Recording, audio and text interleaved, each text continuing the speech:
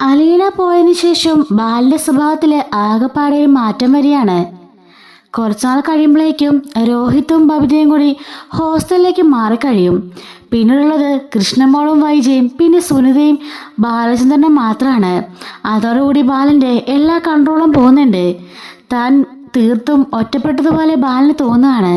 കൃഷ്ണമോൾ എത്രയൊക്കെ അച്ഛനെ സമാധാനിപ്പിക്കാൻ ശ്രമിച്ചാലും ബാലൻ ഒന്നിനും അങ്ങോട്ട് സഹകരിക്കുന്നില്ല കേട്ടോ.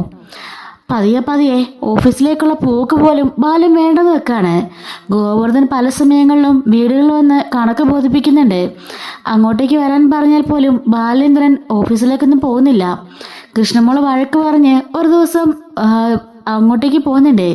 അങ്ങനെ സ്വർണ്ണക്കടയിലേക്ക് പോയതിനു ശേഷം അവിടെ പോയി ക്യാബിനിലിരിക്കുകയാണ്.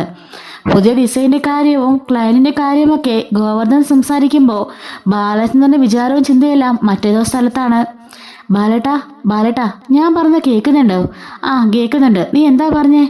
എന്താ ബാലേട്ടാ ഇത്? എത്ര നാൾ കൂടിയാ കടയിലേക്കൊന്ന് വന്നത്? എന്നിട്ടും ഇങ്ങനെ ആലോചിച്ചിരിക്കുകയാണോ? കടയുടെ കാര്യങ്ങളൊക്കെ ആര് നോക്കുന്ന? താനുണ്ടല്ലോ എൻ്റെ കൂടെ നോക്കാനായിട്ട്. പിന്നെ ഞാനെന്തിനു പേടിക്കുന്നേ? അങ്ങനെ പറഞ്ഞാൽ പറ്റില്ല. ബാലേട്ടനാണ് ഇതിൻ്റെ എല്ലാം നോക്കേണ്ട ഓണർ. ഇത് മാത്രമല്ലല്ലോ, മറ്റേ തുണിക്കടയുണ്ട്, പിന്നെ വേറെ കടയുണ്ട്. ഇതെല്ലാം ബാലേട്ടൻ നോക്കി നടത്തേണ്ടതല്ലേ എന്ന് ചോദിക്കാണ്. ഹാർഡ്വെയർ ഷോപ്പിലൊക്കെ എത്ര നാളായി ബാലേട്ടനൊന്ന് പോയിട്ട്? അങ്ങോട്ടേക്കൊക്കെ ഒന്ന് പോവണ്ടേ എന്ന് ചോദിക്കുമ്പം എനിക്ക് വയ്യടോ. മാനസികമായി ഒരാൾ തളർന്നാൽ പിന്നെ അയാളുടെ ശരീരം തളർന്നു. ഞാൻ അങ്ങനെയാ, എനിക്കിപ്പോൾ ഒന്നിനും വയ്യ. അലീന പോയതാണോ ബാലേട്ടൻ്റെ പ്രശ്നം? അത് ഒരു പ്രശ്നം. മറ്റൊരു പ്രശ്നം വൈജിയാ. അവളെ ഓരോ ദിവസവും കാണും തോറും എനിക്ക് അവളുടെ ചതിയാ ഓർമ്മ വരുന്നത്. അപ്പോഴേക്കും എനിക്ക് എന്നോട് തന്നെ ഒരു വെറുപ്പ് തോന്നുക. അതോടുകൂടി ഞാൻ തകർന്നടിഞ്ഞ് പോവാണ്. ഇത്രയും നാളും വീട്ടിൽ കളയും ചെയ്ത തമാശയൊക്കെ ആയിട്ട് അലീനയും കൃഷ്ണയും ബബിതയും രോഹിത്തും ഒക്കെ ഉണ്ടായിരുന്നു. ബബി രോഹിത്തും പോയി, അലീനയും പോയി, കൃഷ്ണമോള് മാത്രമായി. വീട്ടിലാകെപ്പാടെ ഒരു ശൂന്യതയാണോ എന്ന് പറയുമ്പം എങ്കിൽ പിന്നെ രോഹിയും ബബിയും അങ്ങോട്ടേക്ക് വിടാതെ വീട്ടിൽ തന്നെ നിർത്താമല്ലായിരുന്നോ? അതെങ്ങനെ സാധിക്കും? അവർക്ക് ഇഷ്ടപ്പെട്ട, അവർക്ക് കിട്ടിയ കോളേജിൽ തന്നെ അവർക്ക് പോകണ്ടേ? അവരുടെ ഭാവി അവർ നോക്കണ്ടേ എന്ന് ചോദിക്കാണ്. ബാലേട്ട, ഇങ്ങനെ തകർന്നിരുന്ന് പോകരുത്.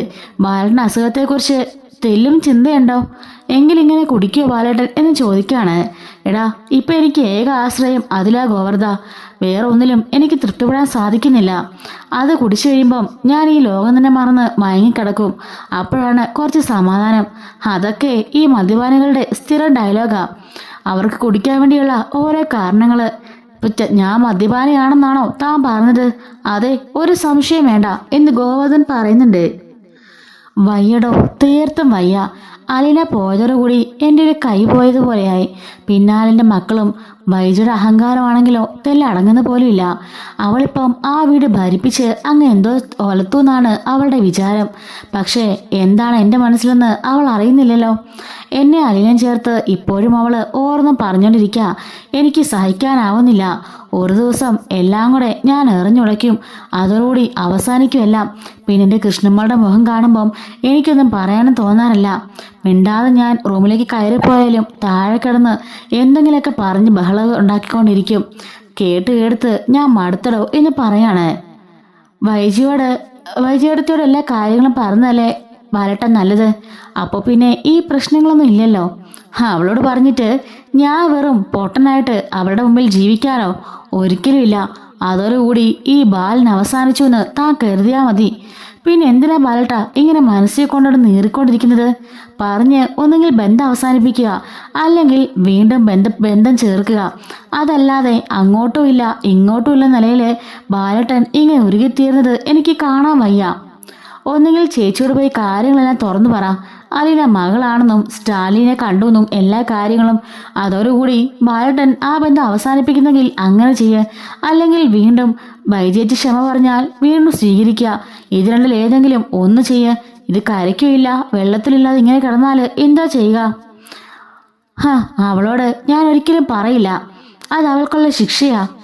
ബാലേട്ടൻ അവൾക്ക് മാത്രമല്ല ശിക്ഷ കൊടുക്കുന്നത്, കൂടെ അലീനയ്ക്കൂടിയാ. അവൾക്ക് അവകാശമില്ലേ അവളുടെ അമ്മയുടെ കൂടെ ജീവിക്കാൻ? ആ അവകാശം കൂടിയാണ് ബാലേട്ടൻ തല്ലിക്കെടുത്തുന്നത്. അതേടോ, എനിക്കറിയാം അവളുടെ അവകാശം ഞാൻ കളയാണെന്ന്. പക്ഷേ എനിക്കില്ലടോ കുറച്ച് ആത്മാഭിമാനം, കുറച്ച് മനുഷ്യത്വം. ഞാനും ഒരു മനുഷ്യനല്ലേടോ എന്ന് ചോദിക്കാണ്. ബാലേട്ട അത് പിന്നെ വേണ്ട, ഒന്നും പറയണ്ട. ആ കൊല്ലപ്പള്ളിയിലുള്ള എല്ലാ അവന്മാരും ചേർന്ന് അവളും കൂടെ ചേർന്ന് 10-24 വർഷമായിട്ട് എന്നെ പറ്റിച്ചുകൊണ്ടിരിക്കുകയായിരുന്നു. അവരുടെയൊക്കെ മുമ്പിൽ ഞാനൊരു കോമാളിയായിരുന്നല്ലോ, കോമാളി. ഞാൻ കരുതിയത് ഞാൻ വലിയ ആളാണെന്നാ, എല്ലാം ഞാൻ നേടിയെന്നാ ഞാൻ കരുതിയത്. ഇഷ്ടപ്പെട്ട പെണ്ണ്, അതുപോലെ സമ്പത്ത്, എല്ലാം ഞാൻ നേടി. പക്ഷേ അവസാനം മനസ്സിലായത് അതെല്ലാം ഒരു ചീട്ടുകൊട്ടാരമായിരുന്നെന്ന്. എല്ലാം ഉടഞ്ഞു പോയടോ എന്നും പറഞ്ഞുകൊണ്ട് ബാലൻ അവിടെ നിന്ന് കരയാണ്. ബാലട്ട കരയാതെ എന്നും പറഞ്ഞുകൊണ്ട് നമ്മുടെ ഗോവർദ്ധൻ ആശ്വസിപ്പിക്കുന്നുണ്ട്. തനിക്കറിയോ, ഈ വൈജി ഉണ്ടല്ലോ, അവളുടെ അമ്മ, ആ തള്ളയുണ്ടല്ലോ, ആ തള്ള പട്ടിക്കുളകുന്ന ആഹാരം എനിക്ക് തന്നിട്ടുണ്ട്. തനിക്കറിയോ അത്? ആ വീട്ടിലെ ജോലിക്കാരൻ്റെ മകനായിരുന്നല്ലോ. അതുകൊണ്ട് തന്നെ അവർക്കൊക്കെ എന്നോടൊരു പുച്ഛമായിരുന്നു. എന്നെ കണ്ണിനെ കണ്ടുടായിരുന്നു. ഒരിക്കൽ വൈജിയോട് എനിക്ക് ഇഷ്ടം തോന്നിയെന്ന് പറഞ്ഞ് അവിടുത്തെ ആ കാരണവർ എൻ്റെ ചെവിക്കല്ലടിച്ചു. തനിക്കൊരറിയാവോ എന്ന് ചോദിക്കാണ്. ഞാനങ്ങനെ അവിടെ നാടുവിട്ട് പോയതാ. എന്തെങ്കിലും തിരികെ വരികയാണെങ്കിൽ വൈജി സ്വന്തമാക്കാനുള്ള സ്വത്ത് മുതലായിട്ട് തിരികെ വരുവുള്ളെന്ന് വാശിക്കാണ് ഞാൻ അവിടുന്ന് പോയത്. ആ സമയം കൊണ്ട് അവളവിടെ പോയി പിഴച്ചിറന്ന സംഭവമൊന്നും ഞാൻ അറിഞ്ഞില്ലല്ലോ. അവിടെ പോയി ഞാൻ ജോലി ചെയ്ത് കഷ്ടപ്പെട്ട് അന്തസ്സായിട്ട് ഇത്രയും സ്വത്ത് മുതലാക്കി ഉണ്ടാക്കിയത് തനിക്കറിയോ? അത് കഴിഞ്ഞ് വന്നിട്ട് ഞാൻ അവിടെ പോയി ചോദിച്ചപ്പോൾ ഇരുകൈ നീട്ടിയ ആങ്ങളമാരെ എന്നെ സ്വീകരിച്ചു. ഞാൻ കരുതി എന്നെ പണം കണ്ടിട്ടാണെന്ന്. പിന്നീട് ഇപ്പോഴല്ലേ എനിക്ക് മനസ്സിലായത് പെങ്ങളെ പിഴച്ച് പ്രസവിച്ച് നിൽക്കുകയാണ്. ഏതവൻ്റെങ്കിലും തലയെ കെട്ടിവെക്കാൻ വേണ്ടി അവന്മാർ കാത്തിരിക്കുകയാണെന്ന്. അവന്മാർക്ക് വേണ്ടത് ഒരു ഹിന്ദുവിനെയായിരുന്നു, അവന്മാരുടെ ജാതിപ്പെട്ട ഒരാളെ. ക്രിസ്ത്യാനി ആയതുകൊണ്ടാണല്ലോ സ്റ്റാൻലിനെ അവന്മാർ കെട്ടിച്ചു കൊടുക്കാഞ്ഞത്. അല്ലെങ്കിൽ അവളെ അവനെ കെട്ടിച്ചു കൊടുത്തേനെ, അയാളൊരു ഹിന്ദു ആയിരുന്നെങ്കിൽ. ഇവിടെ അപ്പോൾ അവരെൻ്റെ സ്ഥാനം നോക്കിയില്ല. ഞാൻ എൻ്റെ ജാതിയും മതവും മാത്രമേ അവർ നോക്കിയുള്ളൂ എന്ന് പറയുന്നുണ്ട്. അങ്ങനെ നോക്കി അവസാനിച്ചത് എൻ്റെ ജീവിതമാണോ എന്ന് പറയുന്നുണ്ട്. സാറില്ല ബാലട്ട, കഴിഞ്ഞതൊക്കെ കഴിഞ്ഞു പോയില്ലേ. അതൊക്കെ 21 വർഷം മുമ്പുള്ളതല്ലേ. ചേച്ചിക്ക് അന്നൊരു അബദ്ധം പറ്റി പോയതല്ലേ. അബദ്ധമാണെങ്കിലേ അവളെ എന്നോട് പറയണമായിരുന്നല്ലോ. എന്നെ സ്നേഹിച്ച് എന്നോട് അതുപോലെ കൂറോടുകൂടി പെരുമാറണമായിരുന്നു. എന്നിട്ട് ആ സ്നേഹത്തിൽ എന്നോട് പറയണമായിരുന്നു എനിക്കിങ്ങനെ ഒരു തെറ്റ് സംഭവിച്ചു പോയെന്ന്. ഇരു കൈകൾ നീട്ടി ഞാൻ അവളെ സ്വീകരിച്ചേനെ. പകരം അവൾ എന്താ ചെയ്തതെന്ന് തനിക്കറിയാലോ. എന്നോട് അവൾ എന്താ കാണിച്ചു കൂട്ടുന്നതെന്ന് തനിക്കറിയില്ലേ. എപ്പോഴും എന്നോട് വൈരാഗ്യം, ദേഷ്യം. എനിക്ക് ഒരു ദിവസമെങ്കിലും സമാധാനം തന്നിട്ടുണ്ടോ? താൻ കാണുന്നതല്ലേ, ഒരു ദിവസം പോലും സ്വസ്ഥമായിട്ട് ഞാൻ കിടന്നുറങ്ങിയിട്ടില്ല. എപ്പോഴും എന്നോട് ഒരു പുച്ഛമായിരുന്നു അവൾക്ക്. ആ വീട്ടിലെ ജോലിക്കാരനായിരുന്നല്ലോ ഞാൻ, ആ ഒരു പുച്ഛം എന്നൊക്കെ പറഞ്ഞ് ബാലൻ വീണ്ടും അവിടെ നിന്ന് കരയാണ്. അങ്ങനെ വൈകുന്നേരം എനിക്ക് ബാറിൽ പോകണമെന്ന് പറയുമ്പം ഗോവർദ്ധൻ സമ്മതിക്കുന്നില്ല. താമന്നില്ലെങ്കിൽ ഞാൻ ഒറ്റയ്ക്ക് കാർ ഓടിച്ച് പോകുമെന്ന് പറയുമ്പം പേടിച്ചിട്ട് ഗോവർദ്ധൻ കാറിന് ബാറിലേക്ക് കൊണ്ടുപോവാണ്. അവിടെ കൊണ്ടുപോകുമ്പോഴേക്കും മൂക്കറ്റം ബാലൻ കള്ളു കുടിക്കുമ്പോൾ വേണ്ട എന്ന് ഗോവർദ്ധൻ ഒരുപാട് തടയുന്നുണ്ടെങ്കിലും സമ്മതിക്കുന്നില്ല. അവിടെ ഇരുന്നുകൊണ്ടും നമ്മുടെ വൈജയുടെയും അനിയയുടെയും കാര്യങ്ങളൊക്കെ പറഞ്ഞ് പിറുവിറുത്തോണ്ടാണ് കേട്ടോ മദ്യം കഴിക്കുന്നത്. അവസാനം ലക്കനവൽ ഇല്ലാതാകുമ്പം ഗോവർദ്ധൻ പിടിച്ചുകൊണ്ട് വണ്ടിയിൽ കയറ്റുന്നുണ്ട്. അങ്ങനെ ഗോവർദ്ധൻ തന്നെ ഡ്രൈവ് ചെയ്തുകൊണ്ട് നേരെ കടപ്പാട്ടൊരു വീട്ടിലേക്ക് ചെല്ലാണ്. അങ്ങനെ അവിടെ ചെല്ലുമ്പോൾ കൃഷ്ണമോള് സിറ്റോളിൽ തന്നെ കാത്തിരിക്കുന്നുണ്ട് അച്ഛനെ നോക്കി. വൈജ അകത്ത് കയറി ഇരിക്കുകയാണ്. സുനിതയാണെങ്കിലോ സീരിയൽ കാണുന്നുണ്ട്. ഈ സമയത്ത് അവിടെ നിന്ന് ഓണടിക്കുമ്പം നമ്മുടെ കൃഷ്ണമോള് പുറത്തേക്ക് ഇറങ്ങി വരുന്നുണ്ട്. അമ്മയില്ലേ മോളെ എന്ന് ചോദിക്കുമ്പം ഉണ്ട് എന്ന് പറയാണ്. അമ്മയെന്ന് വിളിക്കുമ്പോഴേക്കും എന്താണ് കിടന്ന് അമർന്നത് എന്നും പറഞ്ഞുകൊണ്ട് അങ്ങോട്ടേക്ക് വൈജ ഇറങ്ങി വരുന്നുണ്ട്. എന്താടി എന്ന് ചോദിക്കുമ്പം ഗോവർദ്ധൻ പറയാണ്, ചേച്ചി ഏട്ടൻ ഇന്ന് ഒത്തിരി മദ്യപിച്ചു. അതിവിടെ പുതിയ സംഭവമൊന്നും അല്ലല്ലോ. അങ്ങേര് ഇവിടെ ഇരുന്ന് കുടിക്കുമെന്നും ഇന്ന് പുറത്ത് പോയി കുടിച്ചു, അത്രേ ഉള്ളൂ. ചേട്ടൻ്റെ മനസ്സിലെ വിഷമം താങ്ങാൻ കഴിയാഞ്ഞിട്ടാ. വിഷമം അങ്ങേറെ വിഷമം വേറൊന്നുമല്ല. ഇവിടെ ഒരുത്തി ഉണ്ടായിരുന്നല്ലോ ഒരു ശീലാവതി, അവൾ ഇവിടുന്ന് പോയതിൻ്റെ വിഷമമാ. എൻ്റെ പൊന്നി ചേച്ചി ഇങ്ങനെ അലമുണ്ടാക്കല്ലേ. ഒന്ന് പിടിക്കുവോ, നമുക്ക് അകത്തോടെ കിടത്താം. എന്തിന്? എന്നെ കൊണ്ടങ്ങ് വയ്യ. എൻ്റെ വീട്ടിലൊന്നും ഇങ്ങനൊരു ശീലമില്ല. കള്ളും കുടിച്ച് കയറി വരുന്നവനെ ഇങ്ങനെ പിടിച്ചുകൊണ്ട് സൽക്കരിക്കുന്ന ശീലം അത് ഞങ്ങൾക്ക് പണ്ടേ ഇല്ല എന്ന് പറയുമ്പം കൃഷ്ണമോളെ മോളൊന്ന് വാ എന്ന് പറയുമ്പോഴേക്കും കൃഷ്ണമോൾ അങ്ങോട്ടേക്ക് ഓടിച്ചില്ലാണ്. കൃഷ്ണമോളും ഗോവർദ്ധനും കൂടെ പിടിച്ചുകൊണ്ട് ബാലനെ കൊണ്ടുപോയി മുറിയിൽ കിടത്തുന്നുണ്ട്. താഴേക്ക് ഇറങ്ങി വരികയാണ്. ഇയാളെ തനിക്ക് എവിടെ നിന്ന് കിട്ടി? ഉച്ചയ്ക്ക് ബാലേട്ടൻ അങ്ങോട്ടേക്ക് വന്നിരുന്നല്ലോ ഷോപ്പിലേക്ക്. അവിടുന്ന് കുറേ കരയും പറയുകയൊക്കെ ചെയ്തു. ശേഷം പോയത് ബാറിലേക്കാ. നിർബന്ധിച്ച് അവിടെ ഇരുന്ന് കഴിക്കായിരുന്നു. അതിനുശേഷം ഞാനാ ഇങ്ങോട്ടേക്ക് കൊണ്ടുവന്നത് എന്ന് പറയുന്നുണ്ട്. അവിടെ തന്നെ ഇട്ട് പോരത്തില്ലായിരുന്നോ? ചേച്ചിയെ പോലെ എനിക്ക് പറ്റില്ലല്ലോ. എൻ്റെ സഹോദരി ഭർത്താവാണെങ്കിലും എൻ്റെ സ്വന്തം ഏട്ടനെ പോലെയാണ് ഞാൻ ബാലറ്റിനെ കാണുന്നത്. അതുകൊണ്ട് എൻ്റെ സഹോദരി ഭർത്താവല്ല കേട്ടോ, എൻ്റെ ഭാര്യയുടെ ആങ്ങളെയാണെങ്കിലും അതുപോലെയല്ല ഞാൻ കാണുന്നത്. എൻ്റെ സ്വന്തം ഏട്ടനെ പോലെയാ ഞാൻ ബാലറ്റിനെ കാണുന്നേ. അതുകൊണ്ട് അങ്ങനെ വഴിയിൽ ഉപേക്ഷിച്ച് വരാനൊന്നും എനിക്ക് പറ്റില്ല എന്ന് പറയുന്നുണ്ട്. അപ്പോഴേക്കും കൃഷ്ണമോൾ ചോദിക്കുകയാണ്, ഗോവർദ്ധനങ്ങളെ അച്ഛന് മരുന്ന് കൊടുക്കേണ്ടതാ. ഈ അവസ്ഥയിൽ മരുന്ന് കൊടുക്കാൻ പറ്റുമോ? അത് മോളെ മുഴുവനായിട്ടും മദ്യപിച്ചിരിക്കല്ലേ, ഇപ്പം എങ്ങനെ മരുന്ന് കൊടുക്കുക? ഞാനെന്തായാലും ഡോക്ടറെന്ന് വിളിച്ച് ചോദിക്കാം. അതിനുശേഷം മാത്രം മരുന്ന് കൊടുത്താൽ മതി. അങ്ങളെ ഈ അവസ്ഥയാണെങ്കിൽ എന്ത് ചെയ്യും എന്നും പറഞ്ഞുകൊണ്ട് അവളെ കരയാണ്. അച്ഛനൊരു ഹാർട്ട് പേഷ്യൻ്റ് അല്ലേ, 2 തവണ അറ്റാക്ക് വന്ന ആളല്ലേ, ഇനിയും അങ്ങനെ ഉണ്ടാകാൻ പാടില്ലെന്ന് ഡോക്ടർ കൃത്യമായി പറഞ്ഞതാ. അങ്ങനെ ഉണ്ടായാൽ വലിയ പ്രശ്നമാവും. അപ്പം പിന്നെ ഇങ്ങനെ ചെയ്ത് നടക്കുന്നതുകൊണ്ട് എന്താ അങ്ങളെ എനിക്ക് പേടിയാവുന്നു എന്ന് പറയുമ്പം ഞാൻ ഡോക്ടറുമായിട്ടൊന്ന് സംസാരിക്കട്ടെ എന്ന് പറഞ്ഞുകൊണ്ട് ഗോവർദ്ധൻ അവിടെ നിന്ന് പോവാണ്. വൈജ പറഞ്ഞിട്ട്, അങ്ങേരെ കുടിച്ച് അങ്ങേറെ ജീവിതം കളയുന്നതിന് നിനക്കെന്താടി കുഴപ്പം? അകത്ത് കയറി പോടി എന്ന് പറയുമ്പം അമ്മ ഒരു സ്ത്രീയാണോ? അമ്മ ഒരു ഭാര്യയാണോ? അമ്മയ്ക്ക് കുറച്ചെങ്കിലും ഒരു കോമൺ സെൻസ് ഉണ്ടോ? അച്ഛനോട് കുറച്ചെങ്കിലും സ്നേഹമുണ്ടോ? ആ പാവം ഈ അവസ്ഥയിലായതിന് കാരണം അമ്മയാ.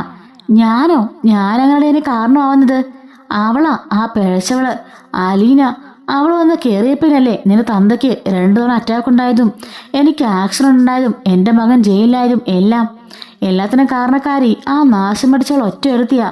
അതിനു മുമ്പ് നീ ഒന്ന് ആലോചിച്ച് നോക്കിയേ, ഈ വീട്ടിൽ എന്തെങ്കിലും വഴക്കുണ്ടായിരുന്നോ? എന്തെങ്കിലും പ്രശ്നം ഉണ്ടായിരുന്നോ? എല്ലാവരും സന്തോഷമായിട്ട് ജീവിക്കലായിരുന്നോ? അവളൊന്ന് കയറിയ പിന്നെ ഇവിടെ വിഭജനമായി, അടിയായി, വഴക്കായി, ജയിലിലായി, ആക്സിഡന്റ്, അതുപോലെ അപകടം, എന്തൊക്കെ പ്രശ്നങ്ങളായിരുന്നു. നീ തന്നെ ചിന്തിച്ചു നോക്ക്, ഞാൻ പറഞ്ഞതിൽ കാര്യമുണ്ടോ എന്ന്. അമ്മേ, അതൊന്നും ചിന്തിക്കാനൊന്നും എനിക്കിപ്പോൾ സമയമില്ല. ഞാൻ പറഞ്ഞല്ലോ, അച്ഛന് കുറച്ചെങ്കിലും മനസ്സമാധാനം അമ്മ കൊടുക്കണം. ദയവ് ചെയ്ത് ഈ കുത്തിപ്പറിച്ചിലും ബഹളമൊക്കെ ഒന്ന് ഒഴിവാക്കോ. എൻ്റെ അച്ഛന് തീരെ വയ്യ.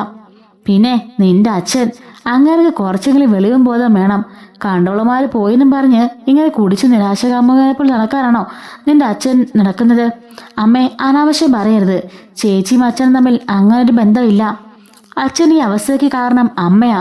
അമ്മയുടെ പഴയ കാലമാ. എൻ്റെ പഴയ കാലമോ? എന്ത് പഴയ കാലം? അതൊന്നും എനിക്കറിയില്ല. പിന്നെ നീ എന്താടെ അങ്ങനെ പറഞ്ഞത്? ഞാൻ പറഞ്ഞല്ലോ എനിക്കറിയില്ല. പഴയ കാലം ഞാൻ ഉദ്ദേശിച്ചത് അമ്മയുടെ ഈ സ്വഭാവമാണ്. 23 വർഷമായിട്ട് അമ്മ അച്ഛനോട് എന്തെങ്കിലും സ്നേഹത്തോടെ പെരുമാറിയിട്ടുണ്ടോ? അച്ഛനെ ഒന്ന് ബഹുമാനിച്ചിട്ടുണ്ടോ? എപ്പോഴും അമ്മയുടെ മനസ്സിൽ ഒരു പുച്ഛഭാവമല്ലായിരുന്നോ? അതുകൊണ്ടാ അച്ഛൻ ഇങ്ങനെയൊക്കെ. എടി, അത് പണ്ടേ തോന്നിക്കേണ്ടതല്ലേ? അലീന വന്നതിന് ശേഷമാണോ എനിക്ക് അയാളുടെ ബഹുമാനമില്ലെന്ന് അയാൾക്ക് തോന്നേണ്ടത്? അതൊന്നും എനിക്കറിയില്ല. ഞാൻ പറഞ്ഞല്ലോ, ദയവ് ചെയ്തതിന് അച്ഛന് കുറച്ചെങ്കിലും മനസ്സമാധാനം കൊടുക്കണം എന്നും പറഞ്ഞുകൊണ്ട് അങ്ങോട്ടേക്ക് അകത്തേക്ക് കയറിപ്പോവാണ് കൃഷ്ണമോള്. കൃഷ്ണമോളോട് പോയിരുന്ന് ഭയങ്കര കരച്ചിലാണ്. ഈ സമയത്ത് അലീനെ വിളിക്കുന്നുണ്ട് കൃഷ്ണ. എന്താ മോളെ ഈ രാത്രിയിൽ എന്ന് ചോദിക്കുമ്പം കരയുന്നുണ്ട് കൃഷ്ണമോള്. മോളെ, നീ എന്തിനാ കരയുന്നേ? കാരണം പറ. എന്നെ നീ വെറുതെ സങ്കടപ്പെടുത്തല്ലേ. ചേച്ചി, അച്ഛൻ എന്നും ഇവിടെ ഇരുന്ന് കുടിയല്ലേ. ഞാൻ നിർബന്ധിച്ച് കടയിലേക്ക് പറഞ്ഞു വിട്ടതാ. ദേ ഇപ്പം അച്ഛൻ അവിടെ നിന്ന് കുളിച്ചിട്ടാ വന്നത്. ഗോവർദ്ധനങ്ങളാ കൊണ്ടാക്കിയത്. എനിക്കറിയില്ല ഇത് എവിടെ ചെന്ന് അവസാനിക്കുമെന്ന്. കുടിച്ച് എൻ്റെ അച്ഛൻ്റെ കോലം ഒന്ന് കാണാൻ ചേച്ചി എന്ന് പറയുന്നുണ്ട്. എന്താ മോളെ, അതിന് മാത്രം ഇപ്പം എന്താ പറ്റിയത്?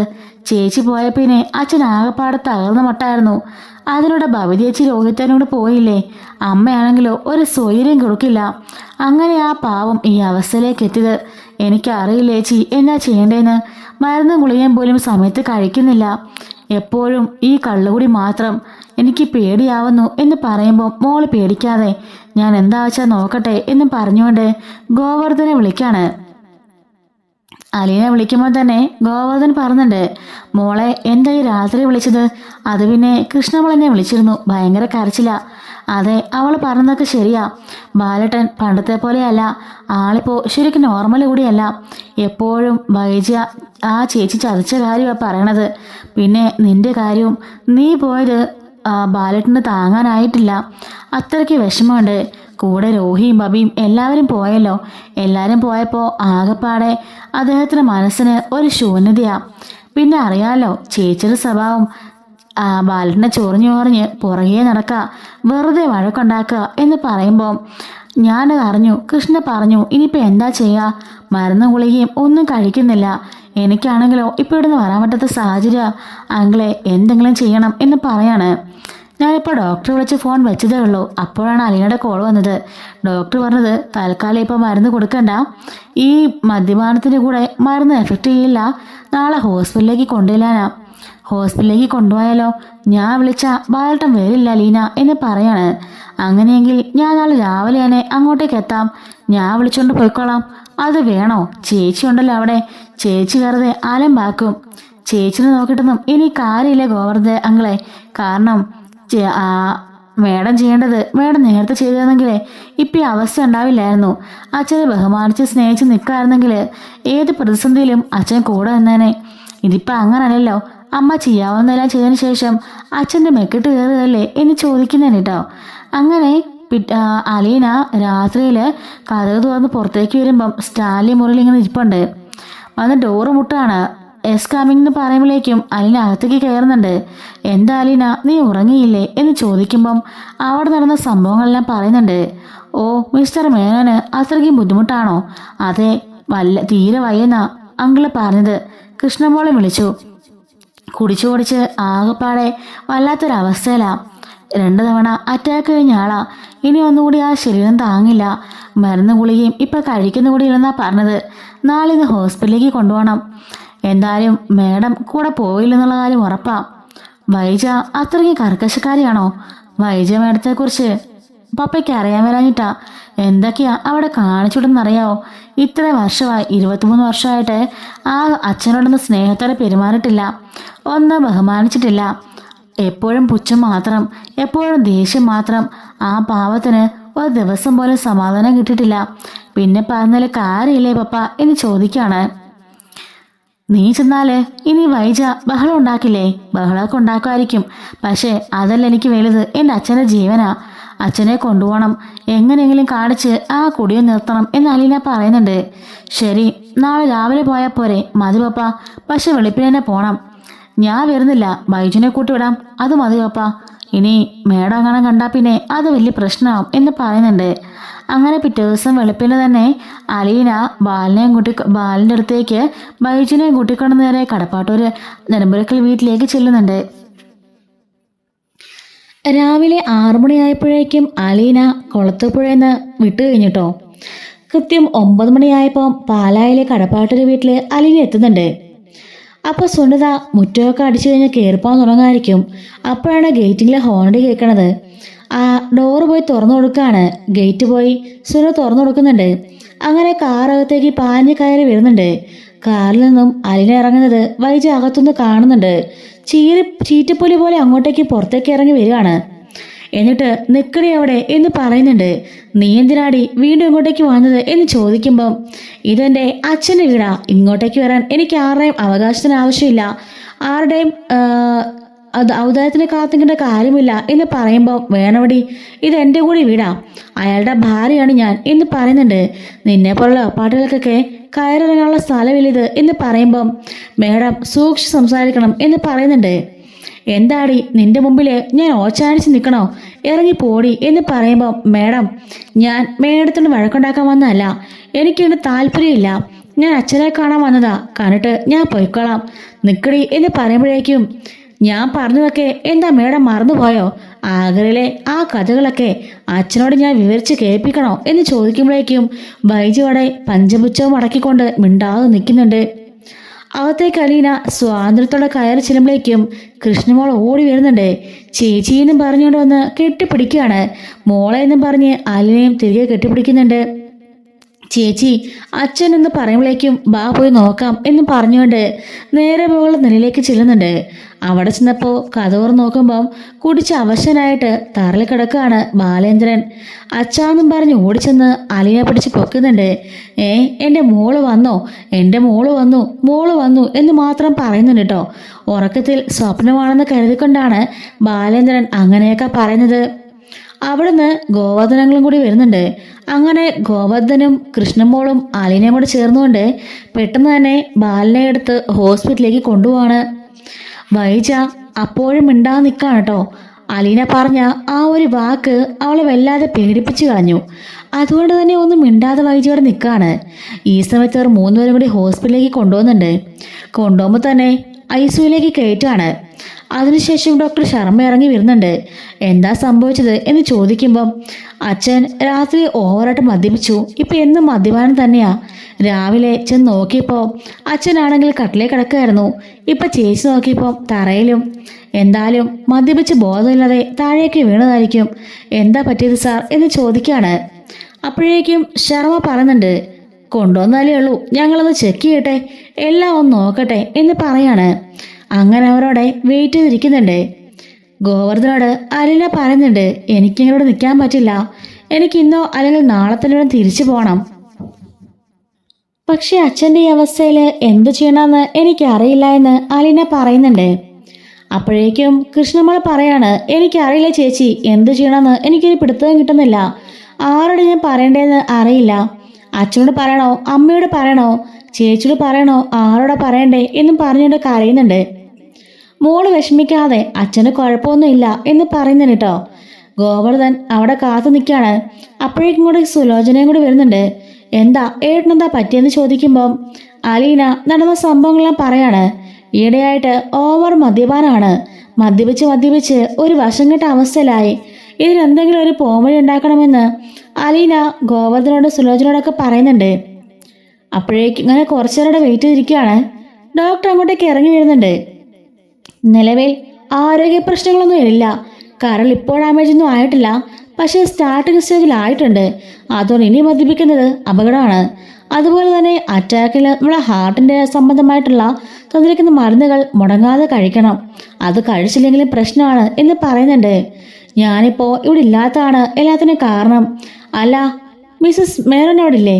അവർക്ക് അതൊക്കെ നോക്കിക്കൂടെ എന്ന് ചോദിക്കുമ്പം കൃഷ്ണമോളെ പറയാണ്, അമ്മ ജോലിക്ക് പോവല്ലേ, അതുകൊണ്ടെന്താ, വയ്യാത്തൊരു ഭർത്താവിൻ്റെ കാര്യങ്ങൾ നോക്കാൻ അവർക്ക് പറ്റില്ലേ? ഇയാൾക്ക് സുഖമില്ലാത്തതുകൊണ്ടല്ലേ എന്ന് ചോദിക്കാണ്. ഞാൻ പറയാമെന്ന് അലീന പറയുന്നുണ്ട്. വേറെ കുഴപ്പമൊന്നുമില്ലാത്തതുകൊണ്ട് ഇന്ന് വൈകിട്ട് തന്നെ ഡിസ്ചാർജ് ചെയ്തേക്കാം, പക്ഷെ ഇനി മദ്യപിക്കാൻ പാടില്ല, അത് ശ്രദ്ധിച്ചോണം എന്ന് പറയുന്നുണ്ട്. അങ്ങനെ അലീനയും ഗോവർദ്ധനും എല്ലാവരും കൂടി വൈകിട്ട് ഡിസ്ചാർജ് ആകുമ്പോഴേക്കും ബാലിനെ കൂടെ തിരിച്ച് വീട്ടിലേക്ക് ഇല്ലാണ്. ബാലൻ ആകെപ്പാടെ അങ്ങ് വഴന്ന് ഒരു വല്ലാത്തൊരവസ്ഥയിലായി. മുറിയിലേക്ക് പോകാൻ പോകുമ്പോഴേക്കും ഗോവർദ്ധനും അലീനയും കൂടി പിടിച്ചോണ്ട് പോവാണേ. സുലോചനയുണ്ട് കൂടെ. വൈജ ഇതൊന്നും അറിയാത്ത മട്ടില് സെറ്റിൽ തന്നെ ഇരിക്കുന്നുണ്ട്. മുകളിലെ മുറിയിൽ കൊണ്ട് കിടത്തിന് ശേഷം അലീന ഗോവർദ്ധനങ്ങളോട് പറയുന്നുണ്ട്, അച്ഛനൊന്ന് കുളിപ്പിക്കാവോന്ന്. അങ്ങനെ അങ്ങള് അകത്തേക്ക് കയറി ബാത്റൂമിൽ കൊണ്ടുപോയിട്ട് ബാലിനെ കുളിപ്പിച്ചുകൊണ്ട് വരുന്നുണ്ട്. ബാലൻ സോഫയിൽ നിന്നിട്ട് പറയുന്നുണ്ട്, എടോ എനിക്ക് കുഴപ്പമൊന്നുമില്ലടോ, ഞാൻ ഓക്കെയാ. അപ്പോഴേക്കും അലീന വരുമ്പോൾ നീ എപ്പോഴാണ് വന്നതെന്ന് ചോദിക്കുന്നുണ്ട്. ഞാൻ രാവിലെ വന്നതാ. എന്താ അച്ഛൻ ഇത്, അച്ഛൻ എന്താ പറ്റിയത് എന്ന് ചോദിക്കുന്നുണ്ട്. ഇതിൽ കൂടുതൽ എന്ത് പറ്റാനാ മോളെ, എല്ലാം പറ്റിയില്ലേ എന്നും പറഞ്ഞുകൊണ്ട് വീണ്ടും കരയുന്നുണ്ട്. ഗോവർദ്ധൻ പറയാണ്, ഇതാ മോളെ അവസ്ഥ, ഇന്നലെ ക്യാബിലെ കടയിൽ വന്നിട്ടും ഭയങ്കര കരച്ചിലായിരുന്നു. കൃഷ്ണൻ പറയുന്നുണ്ട്, ഇവിടെ അതിന് ചേച്ചി, ഇവിടെ ജോലിക്കൊന്നും പോകുന്നില്ല, കടയിലേക്കും പോകുന്നില്ല, ഏത് നേരം ഇവിടെ നിന്ന് മദ്യപാനമാ, എനിക്ക് പേടിയാവുക, അച്ഛനോട് പറഞ്ഞിട്ട് അച്ഛനെ കേൾക്കുന്ന കൂടെ ഇല്ല എന്ന് പറയുന്നുണ്ട്. അങ്ങനെ നമ്മുടെ അലീന ആണെങ്കിൽ അലീന ബാലിൻ്റെ അടുത്തേക്ക് ചെല്ലുന്നുണ്ട്. കൈ പിടിച്ചിട്ട്, ഞാൻ അച്ഛനെ എൻ്റെ സ്വന്തം അച്ഛനെ പോലെയാ കരുതിയത്, അതുകൊണ്ട് പറയാ, ദയവ് ചെയ്ത് ഈ മോളെ വിഷമിപ്പിക്കരുത്. അവളുടെ മുഖത്തേക്ക് നോക്കിക്കേ, എന്തുമാത്രം സങ്കടപ്പെട്ട് പേടിച്ചാ ആ പാവം നിൽക്കുന്നത്.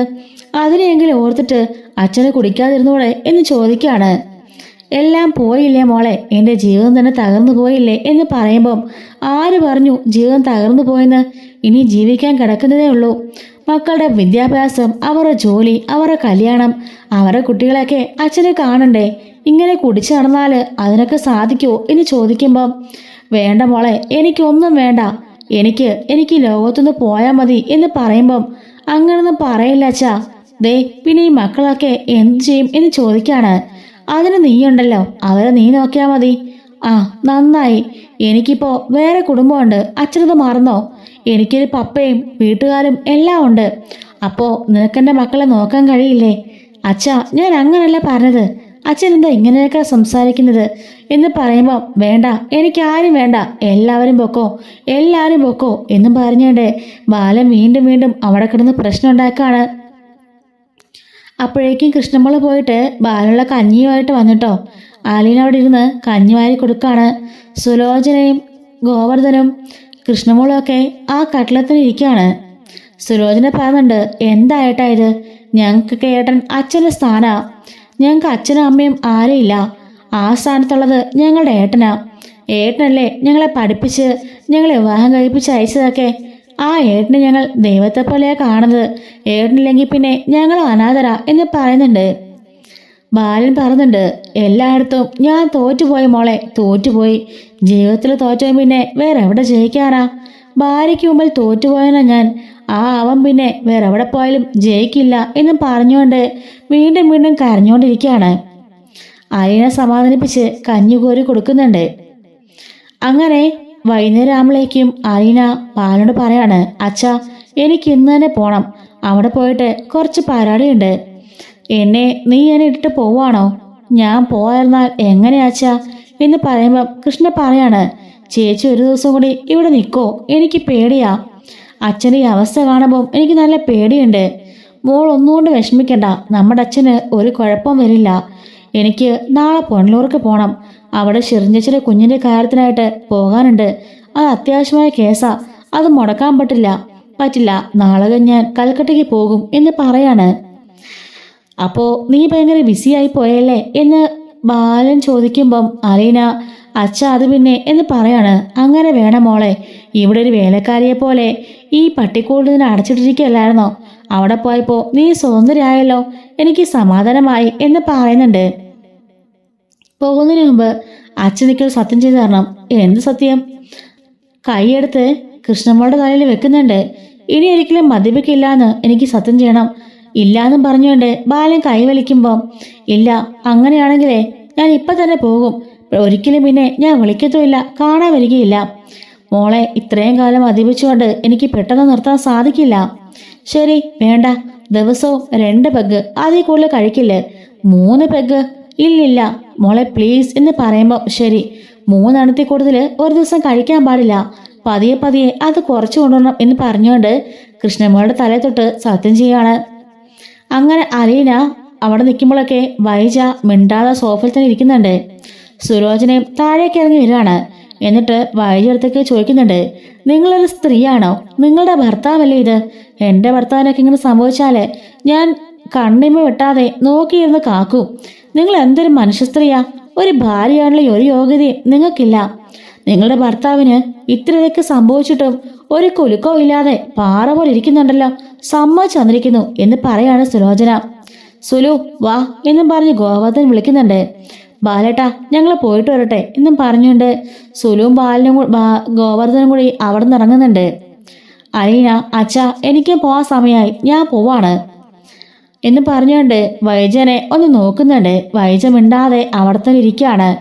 മോളെ, അച്ഛനെ നോക്കണം. അച്ഛാ പിന്നെ മരുന്നൊക്കെ കൃത്യമായി കഴിക്കണം.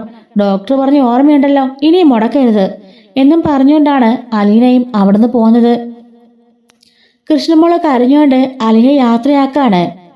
ഈ സമയം വൈജ അങ്ങോട്ടേക്ക് വന്നിട്ട് അവള് പോയോടി എന്ന് ചോദിക്കാണ്. പോയതമ്മ കണ്ടില്ലേ എന്ന് ചോദിക്കുന്നുണ്ട്.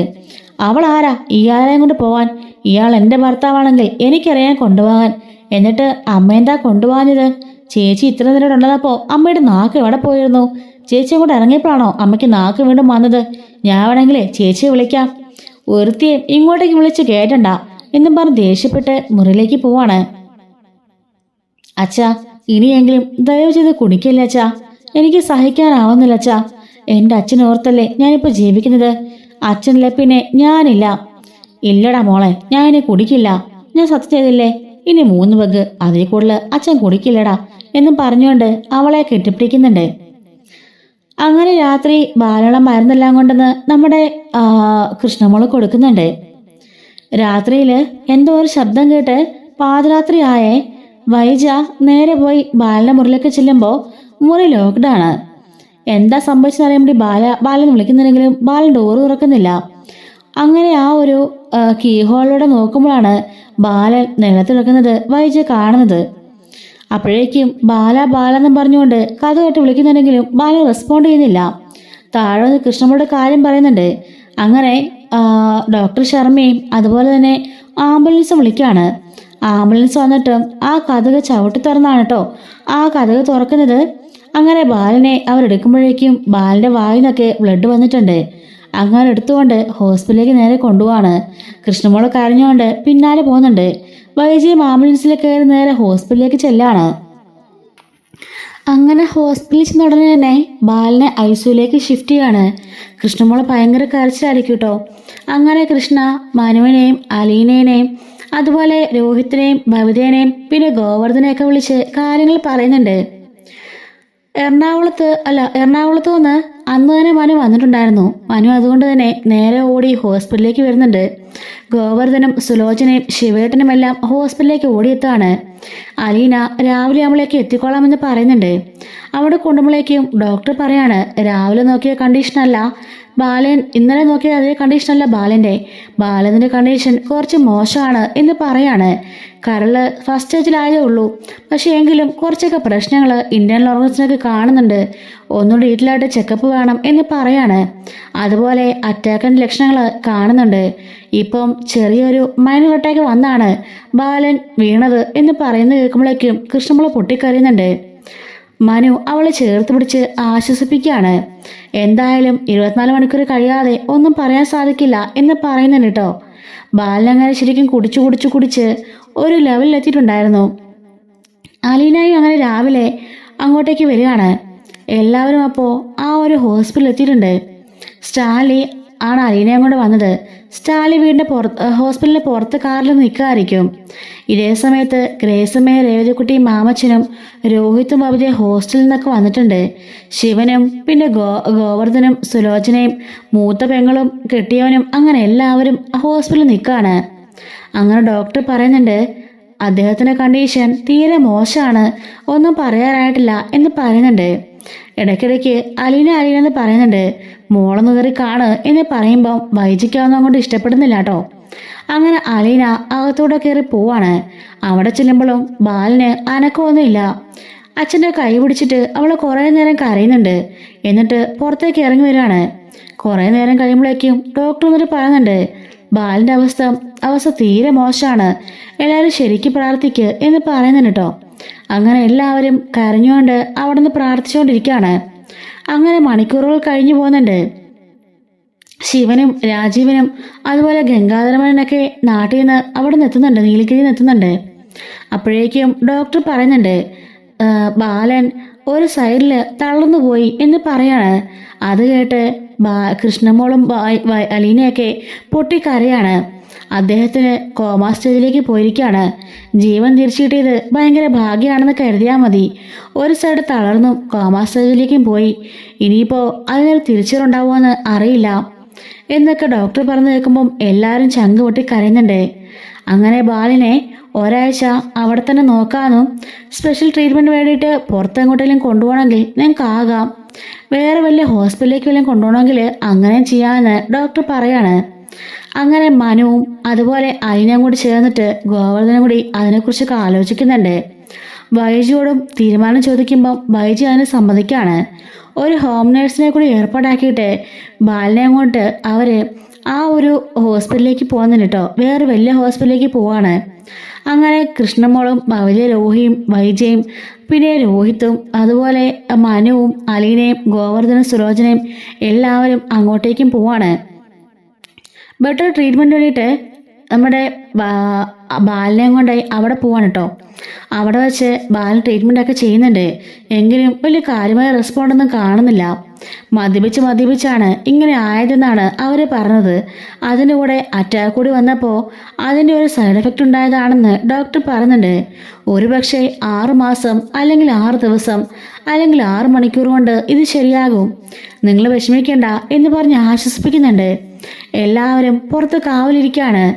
ഈ സമയത്ത് വൈജിയോട് പോയിട്ട് കമല പറയുന്നുണ്ട് നീ ഒന്ന് ചെന്ന് കാണാൻ മേലായിരുന്നോ? എന്തിന്? അയാളുടെ പൊന്നാമന അവൾ വന്ന് ഇപ്പുണ്ടല്ലോ ആ വെപ്പാട്ടി, അവൾ പോയി കാണട്ടെ. അപ്പോഴേക്ക് ശിവൻ പറഞ്ഞുണ്ട്, ഈ സമയത്തല്ല വൈജേ വാശിയും വൈരാഗ്യം കൊണ്ടിരിക്കേണ്ടത്. ബാലന്റെ അവസ്ഥ നിനക്കറിയാലോ. നീ പോയിട്ട് അയാളോട് സംസാരിക്ക്, എനിക്കൊന്നും സംസാരിക്കാനില്ല എന്നും പറഞ്ഞുകൊണ്ട് വൈജ ദേഷ്യപ്പെട്ട് പുറത്തേക്ക് തിരിഞ്ഞു പോവാണ്. ഹോ, എന്തൊരു ജന്മോ എൻ്റെ അച്ചായത് എന്നും പറഞ്ഞ് മനു പറയാണ്. അലീന കൃഷ്ണയും ബബിലെ രോഹിത്തിനെയും കൂട്ടിക്കൊണ്ട് അകത്തേക്ക് കയറി പോകുന്നുണ്ട്.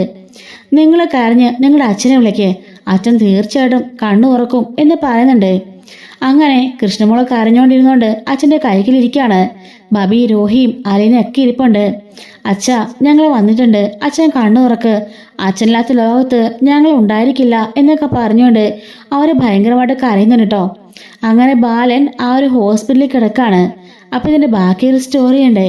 ബാലൻ എഴുന്നേറ്റോ, ബാലന് ശരിയായോ എന്നൊക്കെയുള്ളൊരു സ്റ്റോറിയാണ്. അത് നമുക്ക് അടുത്തൊരു വീഡിയോയിൽ അപ്ലോഡ് ചെയ്യാം കേട്ടോ. മിസ്സാവാതിരിക്കാൻ ചാനൽ മറക്കാതെ സബ്സ്ക്രൈബ് ചെയ്ത് സപ്പോർട്ട് ചെയ്യണേ. Thanks for watching.